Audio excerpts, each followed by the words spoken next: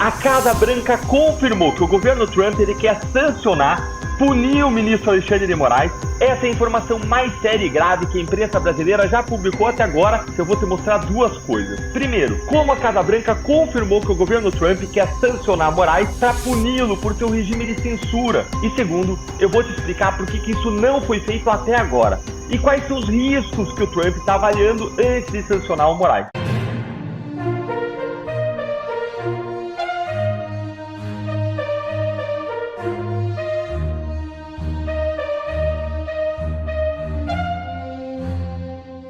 Eduardo Bolsonaro diz que só volta ao Brasil quando impuserem as sanções a Moraes. É isso mesmo. O deputado licenciado Eduardo Bolsonaro afirmou nesta sexta que só vai voltar ao Brasil quando o ministro do Supremo Tribunal Federal Moraes sofrer sanções do governo Trump.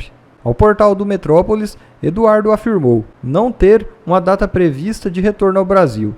Ele ainda revelou que se mantém no país com recursos próprios e com a ajuda do pai, o ex-presidente Bolsonaro, que repassa parte de doações feitas por apoiadores. Recentemente, Eduardo disse temer pela apreensão de seu passaporte e por uma eventual prisão. Ele ainda afirmou que a Justiça do Brasil comete diversos excessos contra aliados do seu pai e viola direitos humanos nas condenações do 8 de janeiro. Eduardo confirmou que pretende permanecer nos Estados Unidos mesmo que seja necessário prorrogar sua licença da Câmara dos Deputados. O documento de afastamento apresentado pelo parlamentar tem validade de 120 dias e deve se expirar em julho. Enquanto isso, Estados Unidos avaliam impor as sanções ao ministro. Congressistas norte-americanos têm discutido imposição de sanções contra o ministro Alexandre de Moraes. Há atualmente 3 medidas contra o magistrado em discussão no Congresso dos Estados Unidos. Uma delas foi aprovada no dia 26 de fevereiro pelo Comitê Judiciário.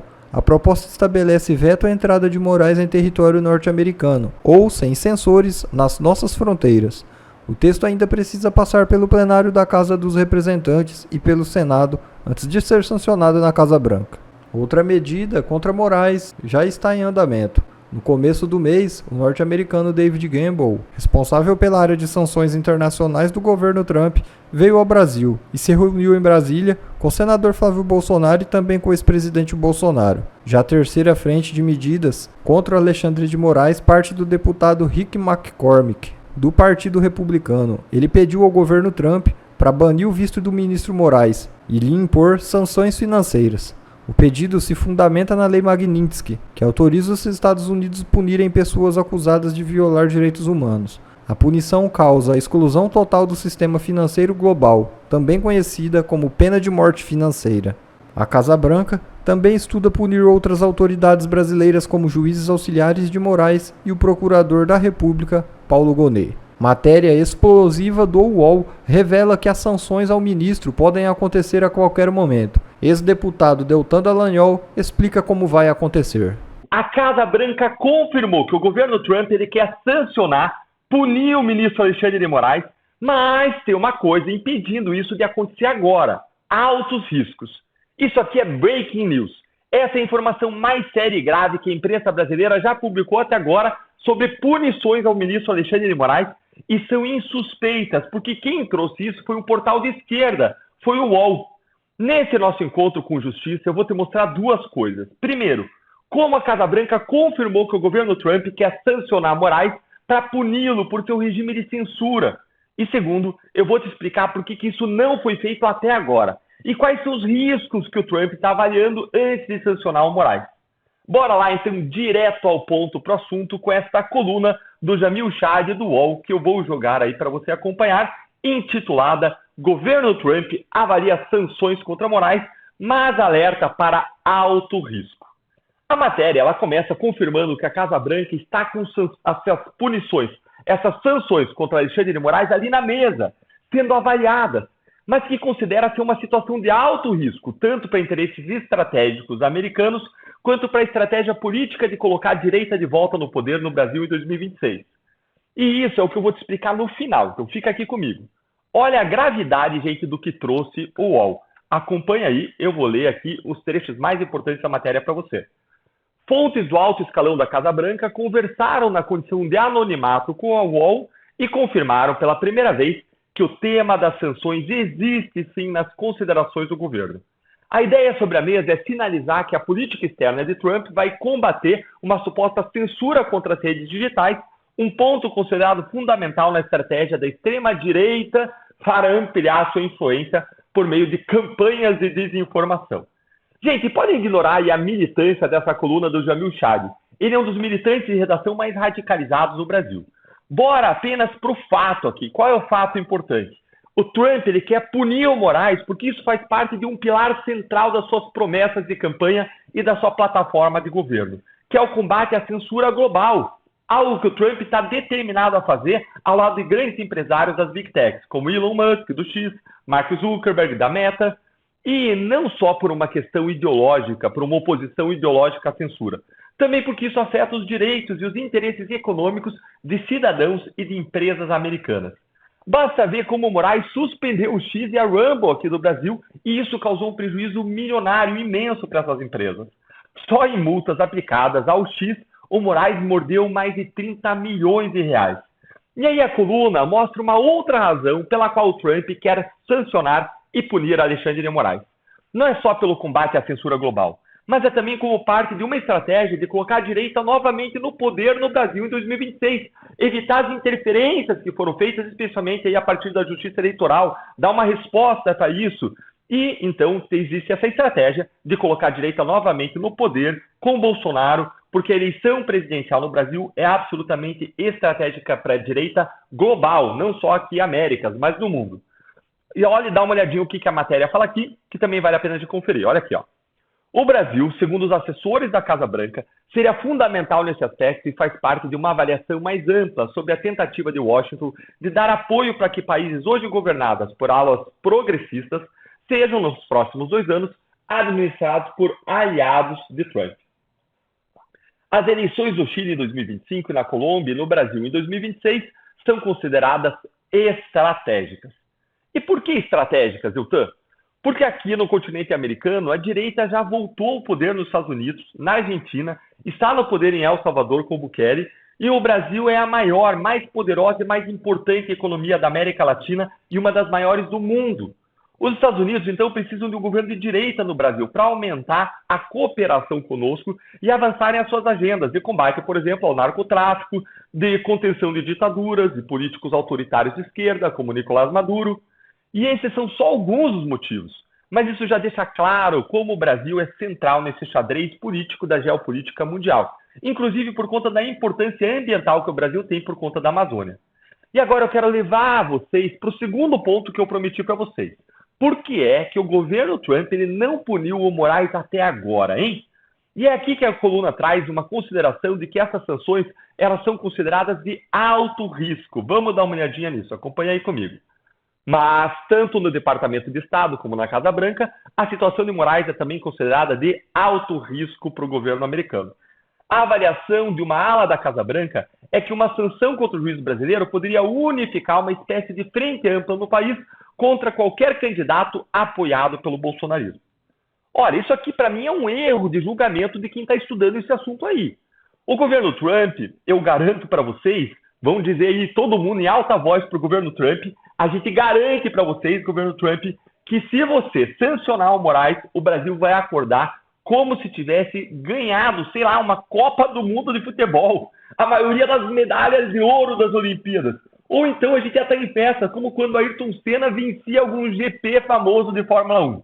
O Brasil vai vibrar, vai ter uma frente ampla no Brasil pedindo para o Trump sancionar mais ministros e quem mais ajudou Moraes no seu regime de censura. E não o contrário. Eu garanto. E se você concorda comigo que o Brasil vai ficar em festa se o Moraes fosse sancionado, senta o dedo no like para mostrar como você explodiria de felicidade se isso acontecesse. Agora, o medo do Trump vem aí do que aconteceu no Canadá. O Trump fez algumas falas aí controversas em relação ao Canadá. Os progressistas da esquerda estavam em declínio no Canadá, mas ele acabou gerando lá um backlash e acabou fortalecendo os progressistas e a esquerda no Canadá a partir das suas falas.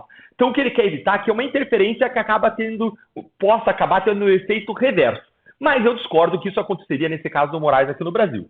E vamos ver quais são os outros riscos. Dá uma olhadinha aqui nessa coluna, nessa matéria. Outro aspecto que tem sido avaliado é a questão dos interesses econômicos dos americanos no Brasil. Os investimentos em empresas dos Estados Unidos no país somam 150 bilhões de dólares. E abrir uma crise com o judiciário brasileiro poderia ter uma repercussão negativa para essas multinacionais.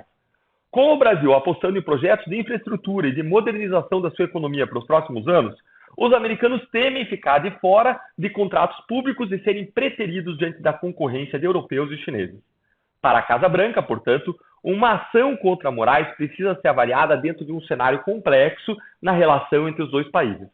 Pode ser uma medida que gerará perdas para ambos, afirmou essa fonte aqui do UOL, que tem acesso direto ao Salão Oval. Essa parte, gente, econômica, talvez seja mais sensível, mas o ponto aqui é o seguinte, é como se o Trump dissesse uma vez aqui, nós, o Brasil, precisamos mais dos EUA do que os EUA precisam de nós. Os Estados Unidos, eles são o segundo maior parceiro comercial do Brasil.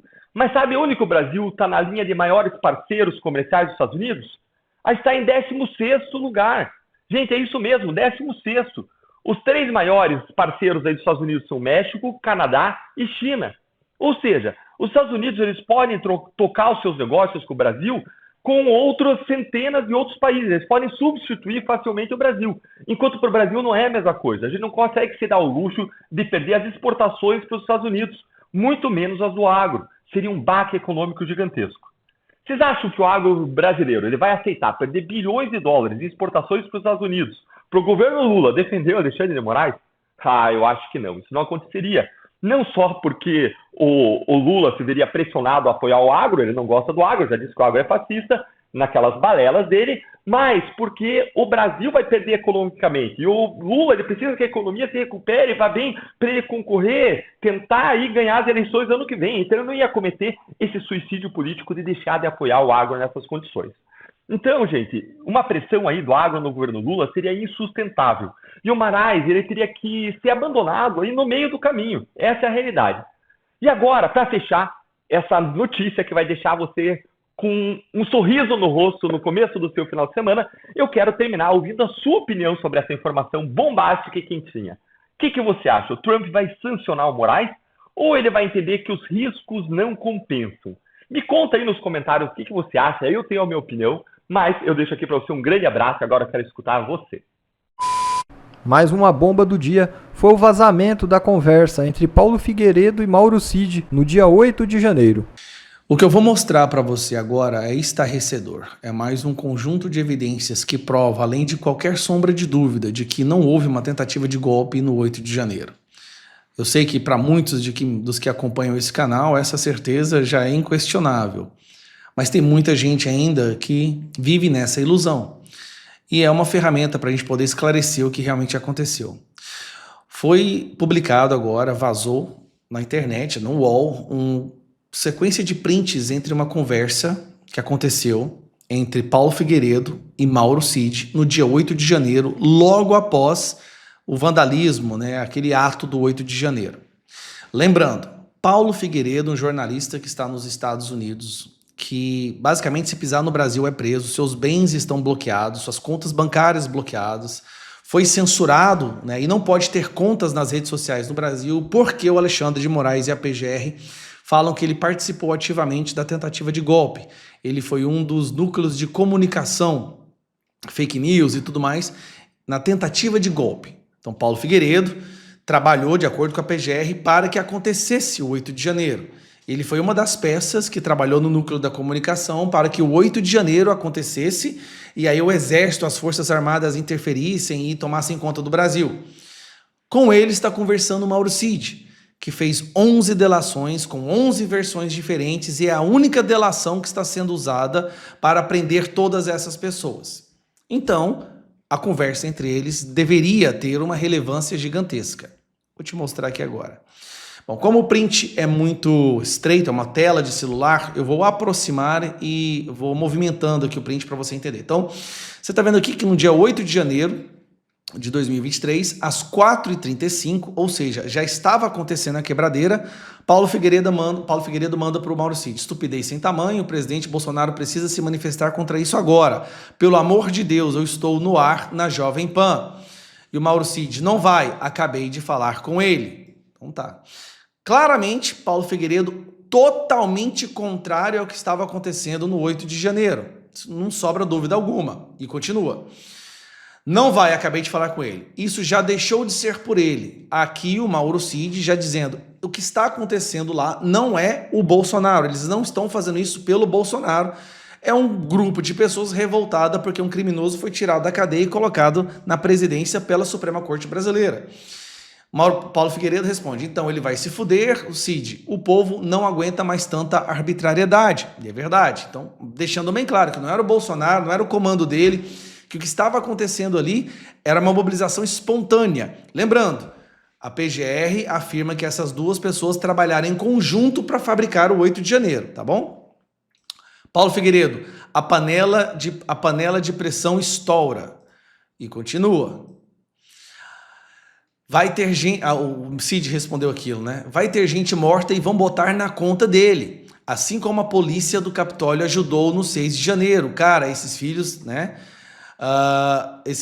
Esses filhos acabaram de destruir a direita brasileira. Aqui, o Paulo Figueiredo está indignado porque esse ato do 8 de janeiro, essas pessoas que participaram, estariam prejudicando de forma imensurável a direita. Ou seja, contrário. Aí fica a pergunta, como que esse cara pode estar sendo réu no tentativa de golpe, se quando o golpe foi dado, ele foi um dos que mais ficou revoltado por aquelas, de novo, aspas, pessoas ali na esplanada dos ministérios. E aí o Mauro Cid responde na sequência. Vamos para a próxima.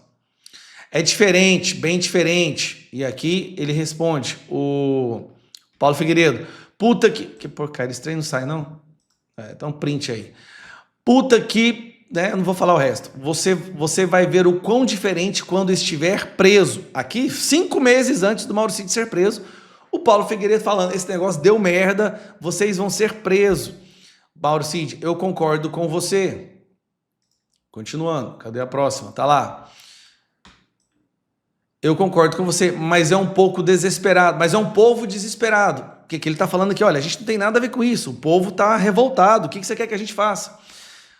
Paulo, claro, olha o que fizeram com você, isso deveria ser inaceitável em qualquer país do mundo. Mauro Cid está certo aqui, né? Paulo Figueiredo teve suas contas bloqueadas, o jornalista de grande nome no Brasil foi censurado, não pode ter rede social e por aí vai. É o Brasil que a gente já conhece, nada de novo aqui. Claro, essas pessoas estão lá por mim também, mas estão me atrapalhando. De novo, fique bem claro, a conversa entre Paulo Figueiredo e Mauro Cid, no momento que estava acontecendo a suposta tentativa de golpe, Paulo Figueiredo está totalmente contra isso. E o Mauro Cid falando claramente que o Bolsonaro não tinha nada a ver com aquilo. E esses são os 2 grandes nomes que organizaram tudo, de acordo com a PGR. Continuando. Essas pessoas estão lá por mim... ele repetiu. Na verdade, estão nos... E fala isso aí, né? Eu sei, a repressão aumenta e vão atrás do PR. Aqui, o Mauro Cid dizendo que o fato dessas pessoas estarem fazendo o que elas estão fazendo vai aumentar a repressão e eles vão perseguir o presidente, o PR presidente. Que estranho essa tentativa de golpe, né? O presidente precisa condenar isso urgente, cara. O Trump se fudeu porque demorou um pouco para fazê-lo.